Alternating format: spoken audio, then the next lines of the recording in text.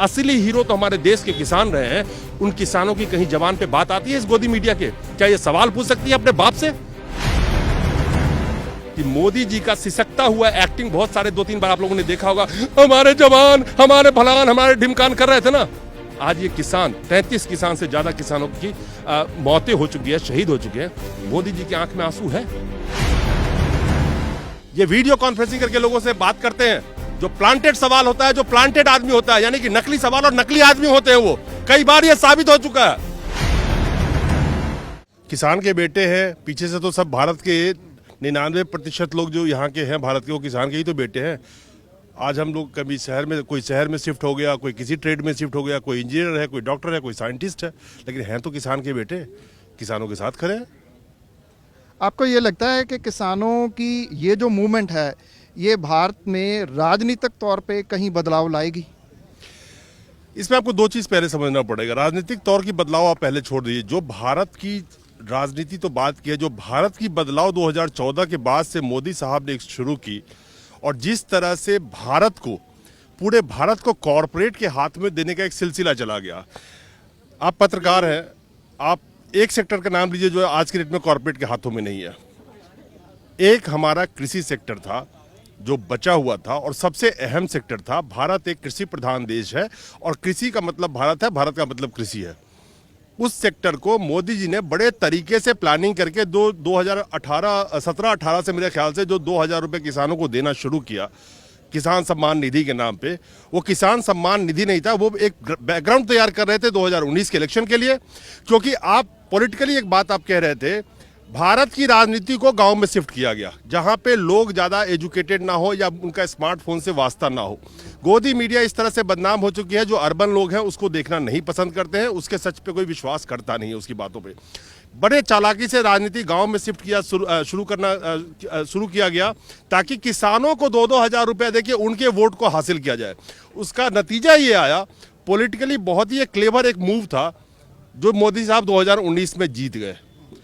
और उसके जीतते ही जो 2-2 हज़ार रुपये किसानों को दिया गया था, आप समझिए, अगर किसान को 2 हज़ार रुपये मोदी जी ने दिया था साल के 6,000 रुपये, उस 6,000 के बदले किसान का फसल, एक एक फसल पे 60-60 हज़ार रुपये का उसको नुकसान हो रहा है।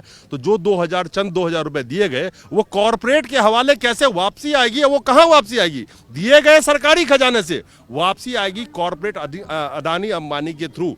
जब वो बीच में डालेंगे और जब पैसे का डिस्ट्रीब्यूशन होगा, इस सरकार ने हर सेक्टर में बिचौलिया खड़ा किया। एक अहम सवाल, बहुत सारे लोग हमारे देश के जो अभी भी गुमराह हैं, जो किसानों को कहते हैं कि मोदी जी एमएसपी दे रहे हैं, जब कह रहे हैं मैं दूंगा, तब क्यों आंदोलन कर रहे हैं? उनको मैं बताना चाहता हूं, मोदी जी जो एमएसपी की बात कर रहे हैं और जबानी जो बात कर रहे हैं, किसान कह रहे हैं कि एमएसपी यानी कि मिनिमम सपोर्ट प्राइस, न्यूनतम समर्थन मूल्य की बात कर रहे हैं किसान। वो एमएसपी कानून के अंदर लिखा हो और एमएसपी से नीचे खरीदारी ना हो। मुद्दा ये है, मुद्दा ये नहीं है कि आप एमएसपी दे रहे थे और अब आगे भी जारी रहेगा। एमएसपी पे खरीदारी कितनी, 6 से 60% खरीदारी है। किसान कह रहे हैं कि आगे से जो भी खरीदारी हो वो एमएसपी पर ही हो, और अगर एमएसपी पे कोई माल नहीं खरीदता है, चाहे वो कोई भी कॉर्पोरेट हाउस हो, छोटा हो बड़ा हो, तो उसको सजा का प्रावधान हो। इस एमएसपी के नाम पे लोगों को बरगलाया जाता है। एमएसपी का डिमांड क्या है किसान का, पहले ये समझना पड़ेगा। वो कह रहे हैं एमएसपी कानूनन हो, अगर हमने एमएसपी से कम पे खरीदा तो हमें सजा मिलेगी, हमें जेल होगी, हम पे जुर्माना लगेगा। किसान ये मांग रहे हैं। लोग कहते हैं मोदी जी कह रहे हैं मुंह से एमएसपी देना है। मोदी जी मुंह से तो भ्रष्टाचार भी खत्म कर रहे थे। एशिया का भ्रष्ट कंट्री में शामिल हो गया। ट्रांसपेरेंसी इंटरनेशनल की ये रिपोर्ट है अभी चंद मुश्किल से 15 दिन पहले की। मोदी जी ने कहा था भ्रष्टाचार खत्म हो जाएगा। जीएसटी आधी रात में, ऐतिहासिक है, करोड़ों व्यापारी बर्बाद, हजारों व्यापारी ने आत्महत्या कर ली। मोदी जी ने कहा था लॉकडाउन में 18 दिन में महाभारत खत्म हुआ था, 21 दिन में इसका भी युद्ध हम जीत लेंगे। 60 दिन से ज्यादा लॉकडाउन रहा, देश की अर्थव्यवस्था तितर बितर होके रह गई, 12 करोड़ लोगों की रोजगार चली गई। लेकिन जब कोरोना 1 लाख से ज्यादा हर रोज में आ रहा था, उस वक्त में मोदी जी का लॉकडाउन खोला गया था, और जब 500 लोग संक्रमित हो रहे थे तो लॉकडाउन देश में लगा हुआ था। तो इनसे कोई सवाल पूछे, क्या ये गोदी मीडिया, चातुकाट मीडिया उनसे सवाल पूछती है कि आपने एक नीति मोदी जी का हमें बता दीजिए जिससे में लोगों की जान ना गई हो? एक नीति, नोटबंदी में 100 से ज्यादा लोगों की जान गई, जीएसटी में सैकड़ों व्यापारी ने सुसाइड कर लिया है, जिसकी आंकड़ा गोदी मीडिया नहीं दिखाती है।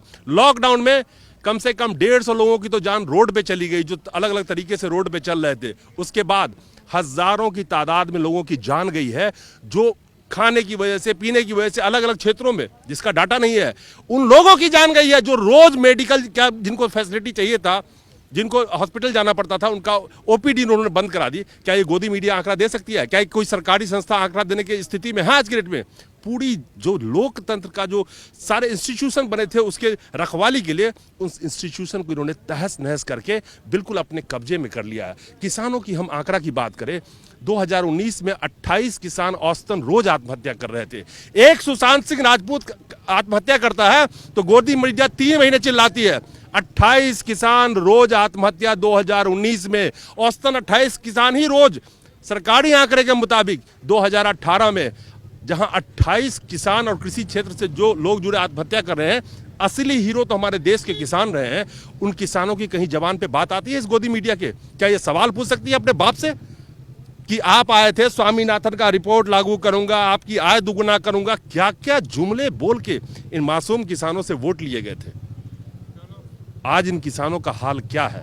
आज ये 3 डिग्री टेम्परेचर में रोड पे लेट रहे हैं। यहाँ पे एक बात और करना जरूरी है कि मोदी जी का सिसकता हुआ एक्टिंग बहुत सारे 2-3 बार आप लोगों ने देखा होगा। हमारे जवान, हमारे भलान, हमारे ढिमकान कर रहे थे ना। आज ये किसान, 33 किसान से ज्यादा किसानों की मौतें हो चुकी है, शहीद हो चुके हैं। मोदी जी की आंख में आंसू है? 80 साल 97 साल का किसान आज रोड पे बैठा हुआ 3 डिग्री ठंड में अपनी लड़ाई लड़ रहा है। क्या मोदी जी एक शब्द बोल सकते हैं? कच्छ में जाके 4 सरदार जी को बिठा के, 4 सिख को बिठा के दिखाते हैं कि हम इनके साथ हैं। अरे 15 किलोमीटर पे आपका सिंघू बॉर्डर है, जाके बात करो ना।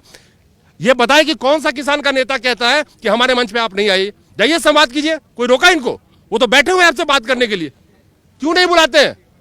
बुलाइए ना। लेकिन मोदी जी नहीं जा सकते। आपको पता है क्यों नहीं जा सकते?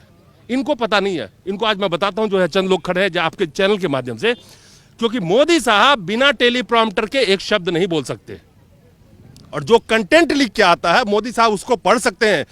2014 के बाद कितने प्रेस कॉन्फ्रेंस मोदी साहब ने कर लिए। बड़ा बहुत ही लंबे चौड़े भाषण देते हैं जब वो कैमरा पे होते हैं, रेडियो पे मन की बात करते हैं, एक तरफा संवाद ये कर सकते हैं। जब इनसे सवाल पूछने की नौबत आती है, जिस डर के मारे ये 2014 के बाद से बाहर नहीं निकले हैं। जनता के बीच में जाके सवाल जवाब करके देखें। ये वीडियो कॉन्फ्रेंसिंग करके लोगों से बात करते हैं। जो प्लांटेड सवाल होता है, जो प्लांटेड आदमी होता है, यानी कि नकली सवाल और नकली आदमी होते हैं, वो कई बार ये साबित हो चुका है। किसी भीड़ में जाके बात करके देखें और डायरेक्ट संवाद करके देखें तो जाने। ये एक किसान कल यहाँ पे रो रहा था, उनकी उम्र 80 साल थी। मैंने उनसे कहा था कि आपके आंसू अंगारे बन के निकलेंगे, और निर्बल को जो सताता है, जिसके पास शक्ति आ जाता है, उसको ऊपर वाला भी माफ नहीं करता है। निर्बल को न सताइए जाके मोटी हाय, कबीर जी कह के गए हैं, ये याद रखें मोदी जी।